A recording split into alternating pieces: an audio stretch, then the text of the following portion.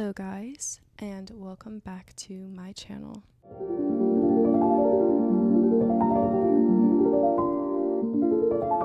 If you saw the previous video that I posted, it was about 3 things that are holding you back from stepping into your confident feminine energy. And this is going to be part 2 of that video. So I wanted to briefly just expound on the principles that I taught in the last video to really explain what things we can do to take actionable steps to step into this new confident role and new confident identity. This is so important because as we are stepping into this new year, we cannot hold insecurity. I am so tired of us just staying in the comfortable, staying in insecurity because it's familiar, and then not taking action and taking a chance on ourselves because we are afraid, because we are scared of what a new identity looks like, what a new life looks like. I want you to sit and ask yourself why you're feeling that way. Why am I scared to step into this new identity, this new version of myself? What is it keeping me from there? What am I doing every single day that is keeping me from the life of my dreams? Get very clear about that. So before we move into anything, if you're new here, hi, my name is Carissa. It is nice to meet you. Here on the Queen community, we talk about all things feminine energy, stepping into the most feminine version of ourselves and stepping into a life of abundance and just really taking care of our health and our fitness. So if that sounds like something you are interested in, make sure you subscribe. And if you're not subscribed yet, what are you doing? What are you doing? I highly recommend that you guys check the description for all of my free resources, my coaching availability, my free masterclass, and my soon to come out courses. If you are one of the first 10 to 15 girls that signs up, you will get an extreme discount on these courses plus my free ebooks. And they will only be free for you as an extra gift for being the first people to hop on this exceptional, phenomenal thing. So I am so excited, and I just can't wait to release all of this to you because it is so in-depth and so transformative. Just to hear how some people's lives have changed just with the coaching we do is just amazing, and these courses are going to absolutely change your life. So getting right into the depth of this video, I want us to first identify what we are the most insecure about. So I want you to write out, what am I most insecure about? What blocks my feminine energy because of this insecurity?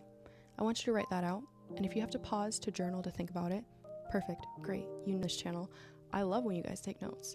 Some of you guys take notes and you send me pictures. That is amazing. Our community is absolutely beautiful. You guys are so awesome for that. And then I want you to ask yourself why that matters to you. Why does this insecurity matter so much to me? What is the worst thing that can happen because of this insecurity? Now, what are the chances of that actually happening? For example, let's say somebody has an insecurity about speaking in front of people, and they think that the whole world is going to end if they speak in front of someone.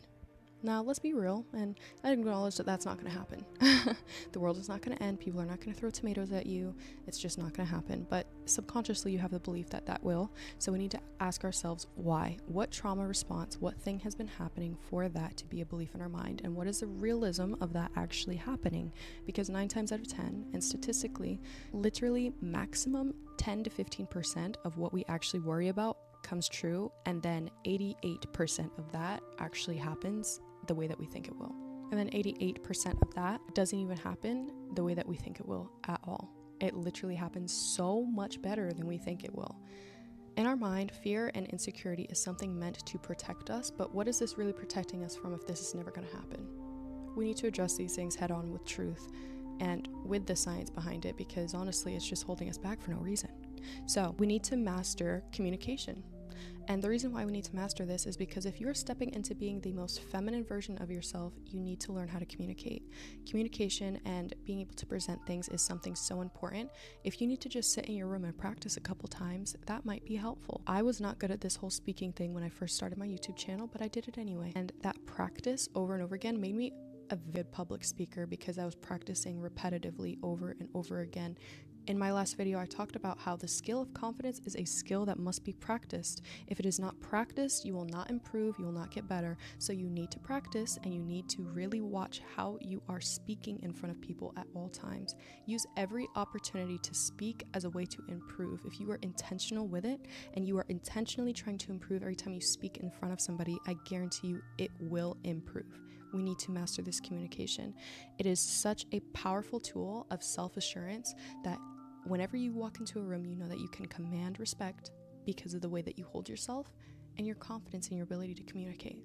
Communication is a skill that needs to be practiced. You are not going to get better. You are not going to feel confident in speaking, confident in the way that you present yourself unless you practice. So make sure that you speak with intention, allow your words to flow, allow yourself to truly just step into a feminine flow with your words, allow it to come out. Speak like an ocean. Allow the things to flow. Do not speak as if you're traveling up Mount Everest going, no, we're not going to do that. We're not going to have all these pauses and stops in the middle of our sentences. It's better to speak slower with pronunciation and intention than it is to speak as if you don't really know what you're saying. It sounds so bad.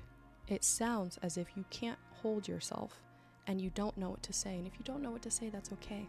It's better to breathe through your words and not hold yourself as if you have no idea what is happening and the world is falling around you. And practicing like that every single time you go into a situation where you need to talk to somebody is going to help you so much. So the next thing that we want to do is make sure that we are setting boundaries around our energy. We are setting boundaries with people. You are not going to say yes to things and be a yes girl just because you don't want to miss out. Yikes. We are letting go of FOMO. If you have FOMO, it's a very common thing. Yes, we don't want to miss out on things, but if we're going to step into the life of our dreams, we're going to need to miss out on some things to sacrifice for the life that we want. In the long run, it's more worth it to miss one party and one outing than it is to sacrifice the life of your dreams, that business you want to start to create generational wealth for your family. Sometimes it's okay to miss out on some things. It's okay. You're going to live, you're going to survive, and you're actually going to be better for it. So we need to set boundaries, and if there are people that are going to be there that mess with your energy, the way that you feel, you do not have to go to those things. I've been invited to so many outings where I know that there's going to be certain people there that it's not that I don't like them or I have anything negative towards them. Not at all. I actually love them a lot, but the things that they say to me and other people is just very obnoxious, very rude sometimes. Sometimes there's a lot of gossiping, and to be very honest, I just don't like to put myself in situations or outings where I know that that's going to happen. So anytime I'm invited and that person or group of people is going to be there, I just simply politely decline, because I know that the energy in that area is not going to be the greatest, and I know it's not going to put me in a place where I feel my best, so I'm just not going to go. And that's okay. There's going to be other things, there's going to be other times where you're going to be invited to things. You don't have to say yes. If people don't like you because you said no to one thing or not going somewhere, I'm sorry, but these people are probably not the best for you if they can't understand your boundaries. Now, if you made a commitment and you changed last minute, that's a you thing.